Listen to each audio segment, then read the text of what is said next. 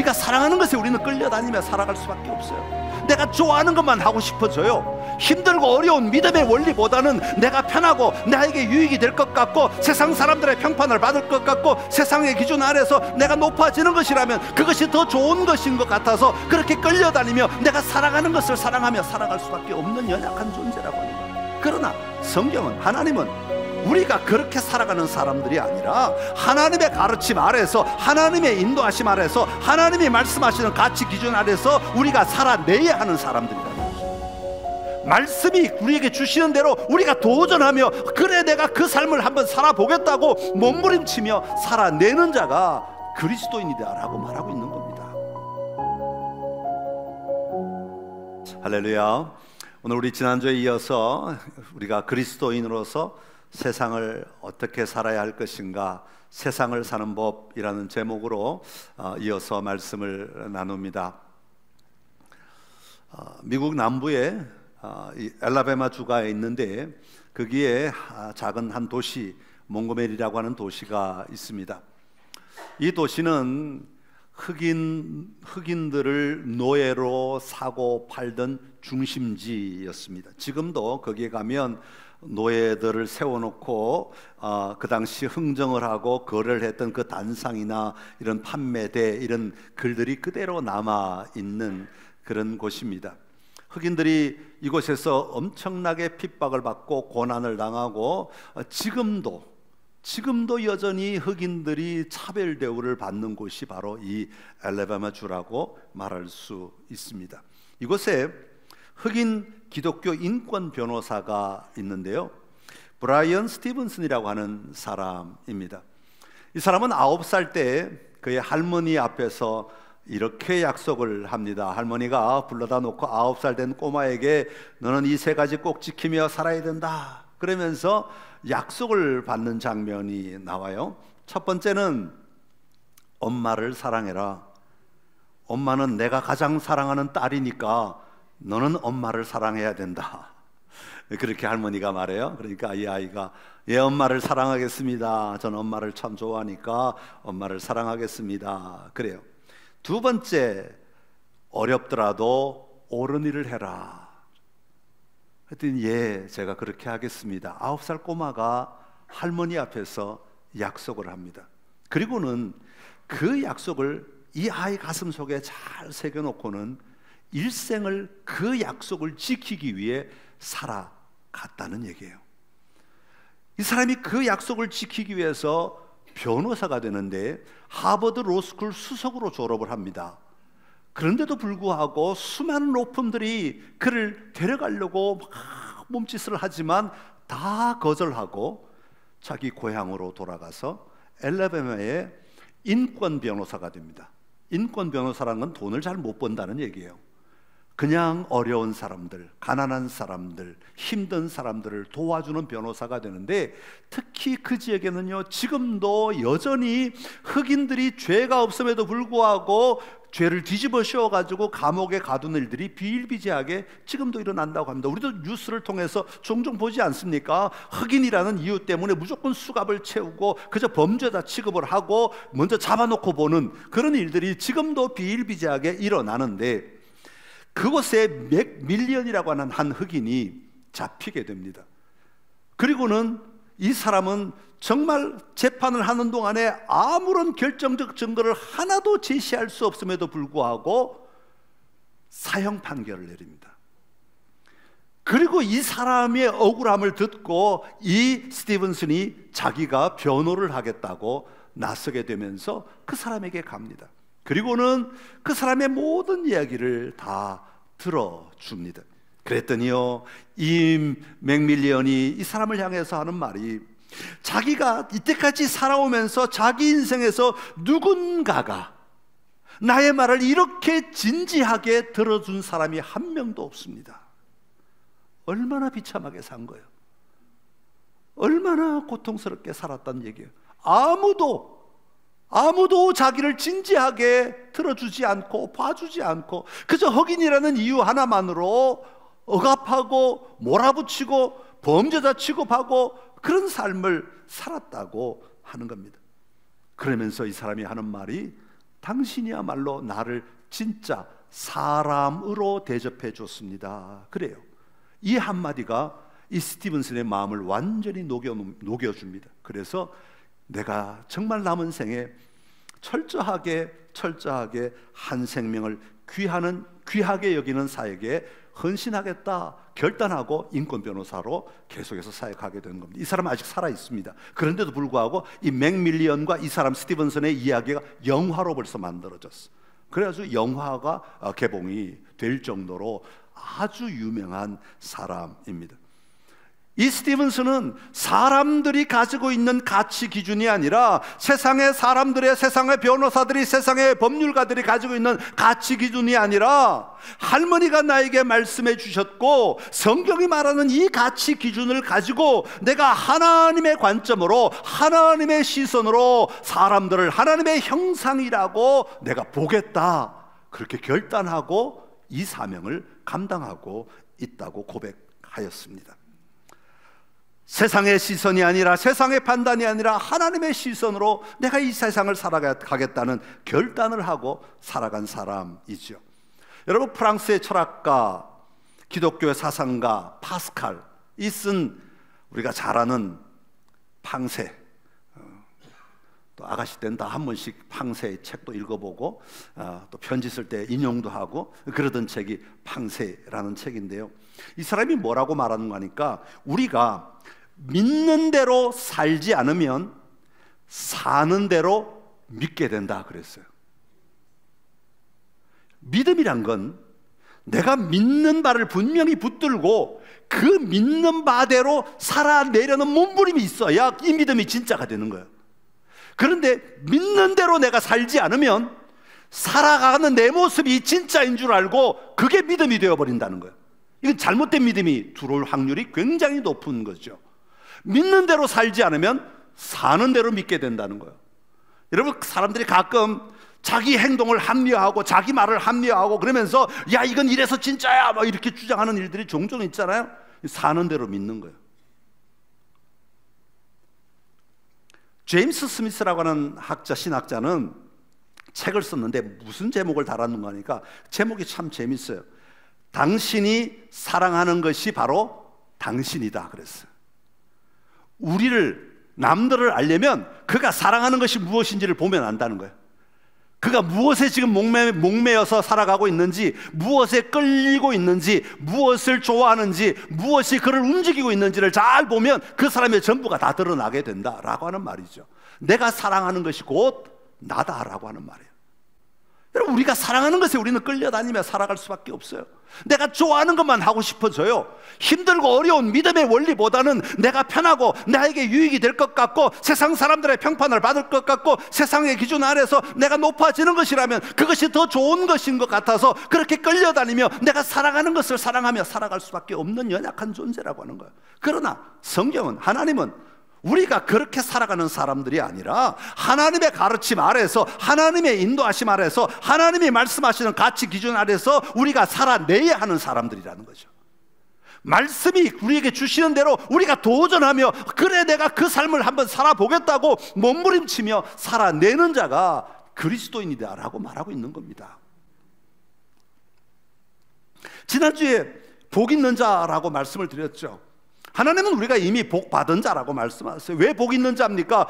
예수님께서 하나님의 나라가 여기 임하였다, 하나님의 나라가 이미 가까이 왔다 말씀하시고 그 삶의 자리에 수용하고 들어오면 그 사람이 바로 복 있는 자다라고 하는 겁니다.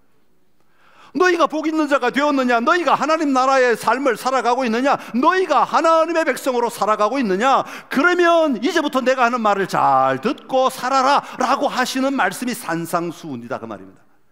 그러니까 산상수훈은 하나님의 자녀가 복 있는 자가 어떻게 살아가야 하는가를, 삶의 원리, 삶의 가치관을 말씀하신 것이 바로 산상수훈이고 그 첫 부분에 나오는 것이 팔복이다 하는 거예요. 사람들이 흔히 오해하기는 팔복을 읽을 때 이렇게 살면 내가 복을 얻겠구나, 그래서 이런 복을 얻겠구나 이렇게 기대하기 위해서 읽는 것처럼 보이지만 그게 아니라 너는 이미 복 있는 자다, 너는 이미 하나님의 백성이다, 그러니 이렇게 살아라 라고 기준을 제시해 주시는 거예요. 복 있는 자의 삶은 이렇게 사는 자가 복 있는 자다라고 말씀해 주고 계시는 것입니다. 오늘 우리가 이 땅을 살아가면서 세상이 말하는 대로가 아니라 우리 주님이 너 복 있는 자 아니냐, 그러면 이렇게 사는 게 마땅하다라고 하시는 그 기준들을 우리가 좀 가지고 듣고 또 새겨서 우리의 삶의 자리에 믿는 대로 한번 살아보는 은혜가, 믿는 대로 한번 도전해보는 은혜가, 믿는 대로 한번 몸부림쳐보는 은혜가 오늘 우리 안에 있기를 간절히 기원합니다. 여러분, 믿음은 씨름이 있어야 돼요. 저절로 가만히 있는다고 믿음이 막 자라고 믿음이 나의 삶을 변화시키고 그러지 않아요. 말씀대로 살아보려고 막 몸부림치고 애써보고 도전하고 견뎌보고 또 한번 또 전진해보고 그래야 내 삶이 변화가 돼요. 안 그러면 내가 살아가는 것이 곧 내가 돼버린다 그 말이에요. 변화가 없어. 아무런 변화가 없어. 그럼 오늘 이 말씀이 여러분들의 삶에 또 새로운 기준이 되시기를 바라고 새로운 잣대가 되는 은혜가 있기를 간절히 기원합니다.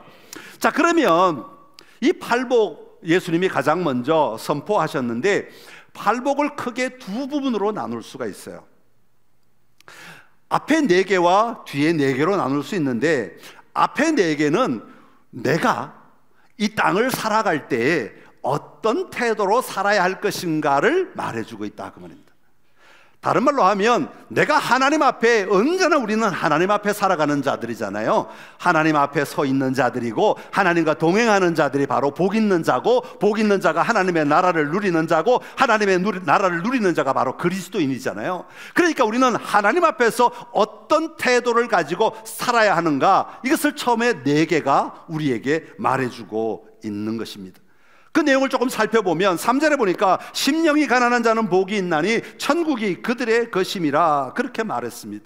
우리가 먼저 하나님 나라의 백성으로서 복 있는 자로 살아가기 위해서는 우리의 심령이 가난한 자가 되어야 된대요. 가난하다는 말이 혹시 싫으신 분이 계십니까? 우리는 부자가 되고 싶잖아요. 우리의 심령도 부자가 되고 싶죠. 그러나 주님이 말씀하시는 것은 심령이 가난한 자가 되어야 된다 그렇게 말씀하십니다. 여러분, 심령이 가난하다는 말의 의미는 무엇입니까? 하나님 앞에서 나의 한계를 인정하고 하나님 앞에서 나의 연약함을 인정하며 살아가는 삶을 이야기합니다. 세상에서는요, 나를 가리고 나를 감추고 내가 얼마나 대단한 사람인 줄 알아, 내가 얼마나 위대한 사람인 줄 알아, 내가 얼마나 능력 있는 사람인 줄 알아, 우리는 이걸 드러내야만 힘이 있고 세상에서 이길 수 있고 남들 위에 설 수 있고 세상을 다스릴 수 있다고 생각을 합니다. 그래서 우리는 끊임없이 어떻게 보면 허세와 허울로 우리를 포장할 때가 참 많지 않습니까? 그러나 주님은 너희가 하나님 나라 백성이라면 심령이 가난한 자로 살아야 된다 그렇게 말씀하시는 거예요. 내 영이 가난합니다. 내가 죄인일 수밖에 없습니다. 내가 생각하는 거 보니까 하나님 앞에 나는 부족하고 나는 연약한 자일 수밖에 없습니다. 내가 하나님 앞에 나를 내세울 것이 하나도 없습니다. 이 고백으로 살아가는 것이 심령이 가난한 자의 모습이라고 하는 겁니다. 여러분, 심령이 가난한 자는 무엇을 고백하게 됩니까? 하나님 앞에 나올 때마다 하나님, 나는 가난한 자입니다.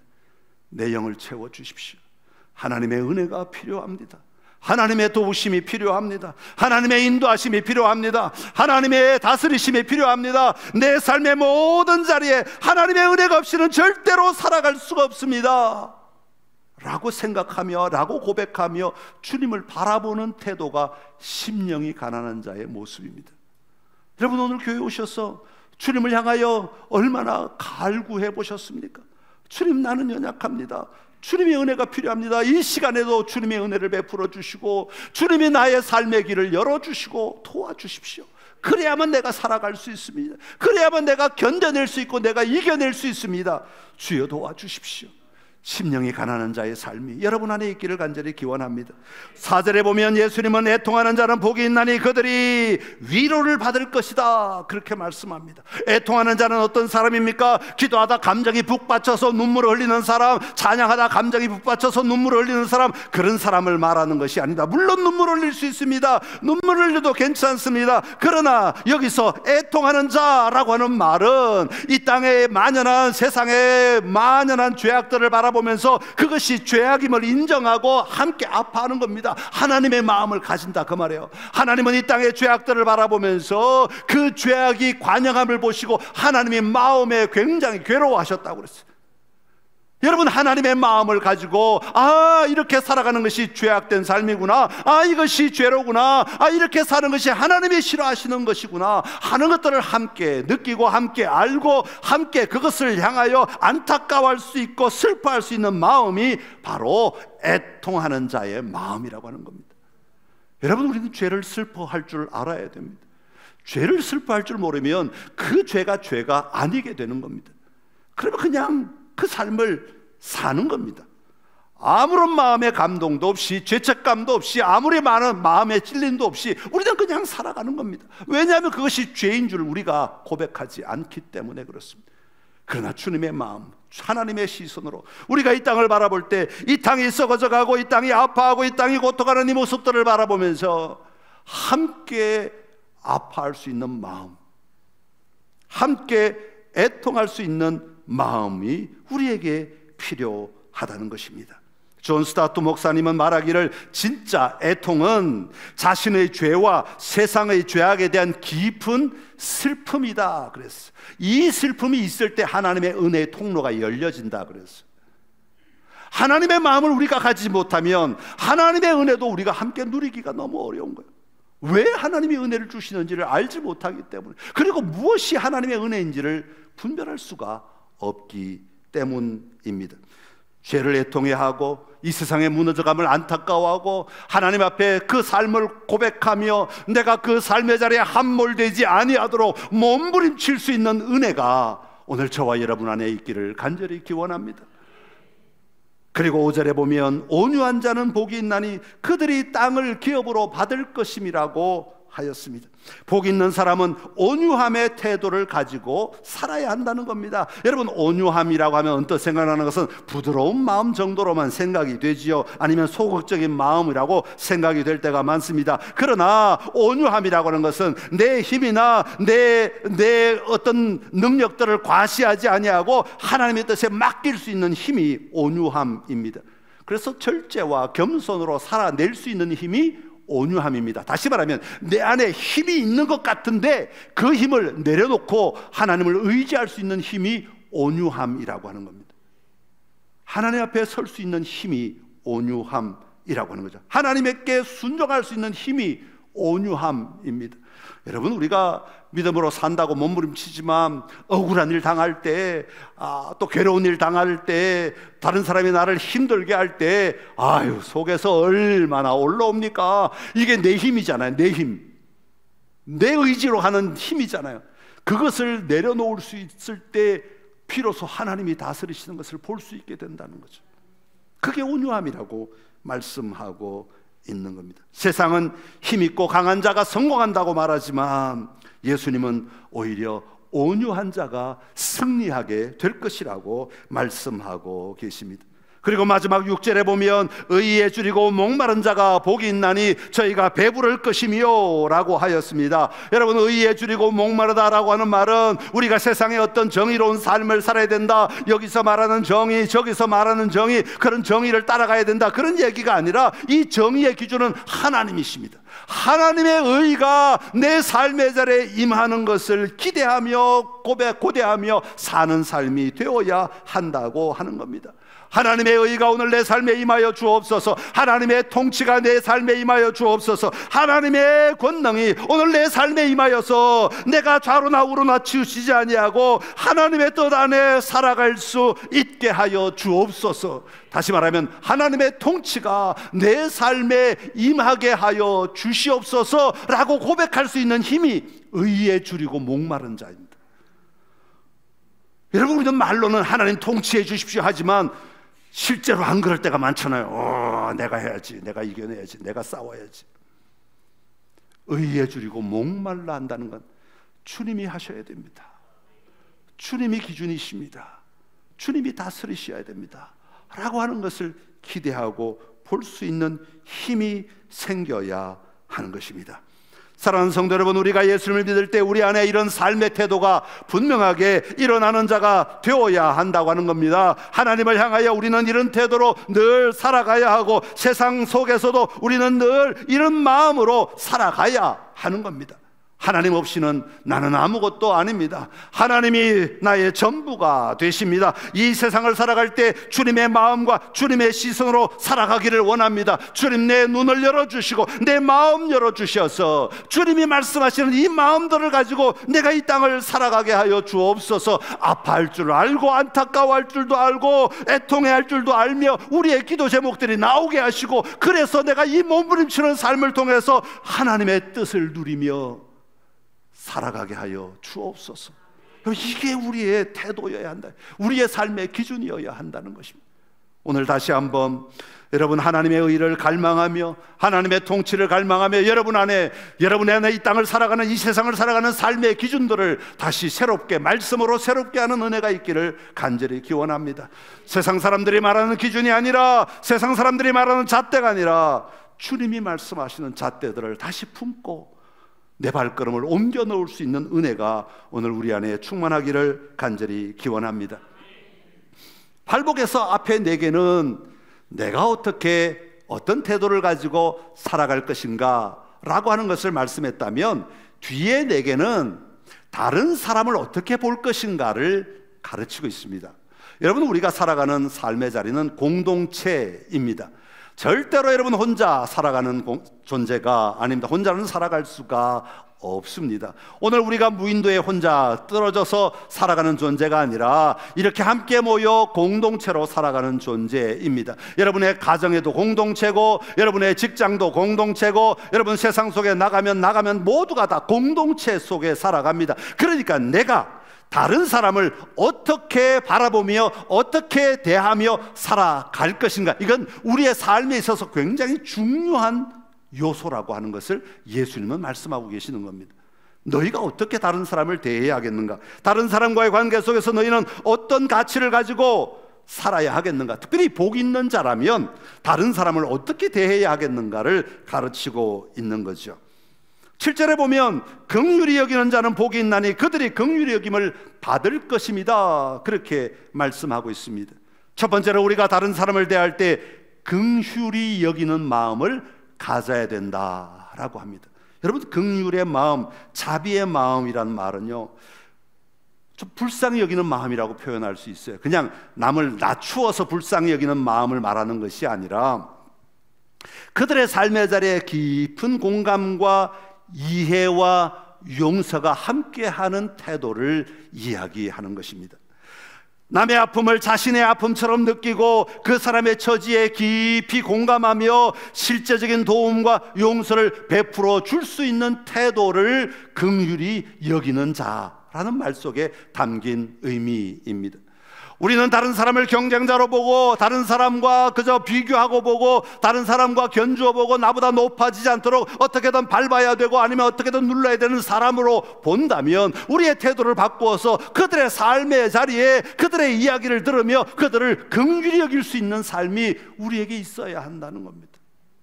여러분, 말씀을 준비하면서 이 부분을 생각해 보니까, 여러분, 우리가 긍휼히 여기기만 해도, 다른 사람을 긍휼히 여기기만 해도 문제가 풀어진다고 생각합니다.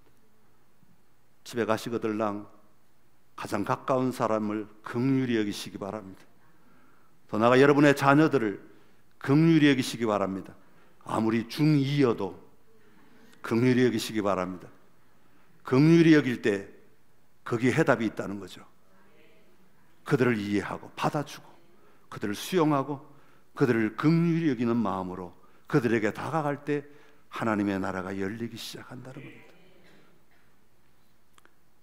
8절에 보면 마음이 청결한 자는 복이 있나니 그들이 하나님을 볼 것이며, 그렇게 말합니다. 마음이 청결하다는 말은 우리의 내면이 순수하다라는 뜻입니다. 다시 말하면 두 마음을 가지지 아니하고 언제나 하나님이 주신 한 마음으로 살아간다라고 하는 겁니다. 여러분, 우리는 이 세상을 살아갈 때 두 마음을 가지고 삽니다. 내가 마음에 드는 사람에게 향한 마음과 마음에 안 드는 사람에게 향하는 마음이 있고, 내가 좋아하는 것을 해주는 사람을 향한 마음과 내가 싫어하는 것을 하는 사람을 향한 마음이 있어요. 우리 안에 언제나 두 마음이 자리하고 있어요. 잣대가 두 개다, 그런 얘기입니다.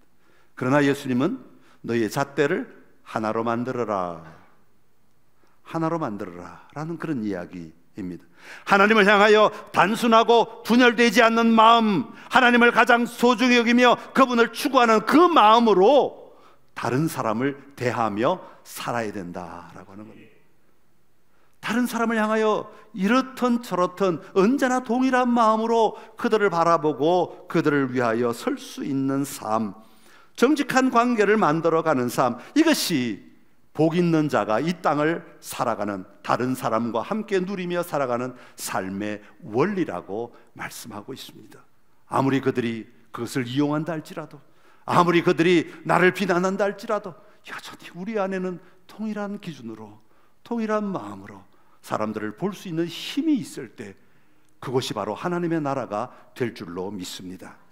9절에 보면 화평하게 하는 자는 복이 있나니 그들이 하나님의 아들이라 일컬음을 받을 것임이라. 우리가 다른 사람을 향하여 나아갈 때 어떤 태도를 가져야 되냐면 우리는 화평을 만드는 자가 되어야 된다는 겁니다. 내가 가는 곳마다 분열이 그쳐야 한다는 겁니다. 내가 가는 곳마다 더 적극적으로 평화가 일어나야 한다는 겁니다. 내가 가서 만나고, 내가 가서 대화하고, 내가 가서 관계 맺고, 내가 가서 살아가는 모든 삶의 자리에 나 때문에 평화가 일어나는 역사, 하나님의 샬롬의 역사가 일어나야 한다고 하는 겁니다. 그게 복 있는 자가 마땅히 살아낼 삶의 모습이라고 하는 겁니다. 내가 가는 곳마다 시끄러워지고, 내가 가는 곳마다 갈등이 일어나고, 내가 가는 곳마다 분열이 일어나고, 내가 가는 곳마다 싸움이 일어나고, 내가 가는 곳마다 무언가 문제가 일어난다면 그것은 우리의 기준이 틀렸다고 하는 겁니다.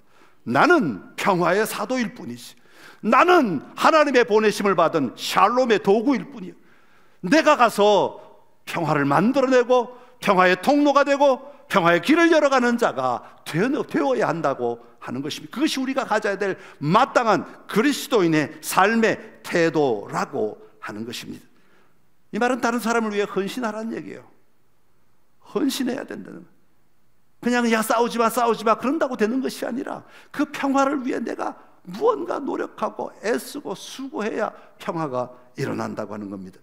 10절에 보면 의를 위하여 박해를 받는 자는 복이 있나니 천국이 그들의 것임이라. 내가 하나님의 말씀대로 살아가려고 하고 하나님의 의를 추구하며 살아가려고 하고 내가 믿음의 방식대로 살아가려고 몸부림치며 애를 쓰며 살아갈 때 핍박이 있고 어려움이 있고 고난이 있고 세상적으로 잘 안 되는 것 같고 문제가 자꾸 일어나는 것 같고 답답한 것 같고 막힌 것 같아도 염려하지 말라는 겁니다. 염려하지 말라, 두려워하지 말라. 천국이 너희의 것이다. 하나님의 나라가 너희의 것이다. 하나님의 통치가 너희의 것이다. 하나님의 일하심이 너희의 것이다 라고 말씀하십니다.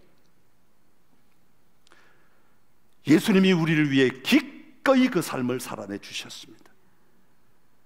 아무것도 볼 것 없는 우리를 위해 이 땅에 오셔서 십자가를 지시고 고난을 당하시며 자기 몸을 내어주심으로 말미암아 우리를 살려주시는 그 모신 고난의 자리에 들어가셨습니다. 그럴 때 그 예수님으로 말미암아 이 땅에 하나님의 나라가 확장되게 된 것입니다. 마찬가지로 우리도 그렇게 쓰임받는 삶이 되어야 한다고 말하는 것입니다. 사랑하는 성도 여러분, 오늘 우리 앞에는 두 개의 삶의 방식이 놓여 있습니다. 세상이 가르치는 삶의 방식이 있고요, 또 하나님이 가르치시는 삶의 방식이 있습니다.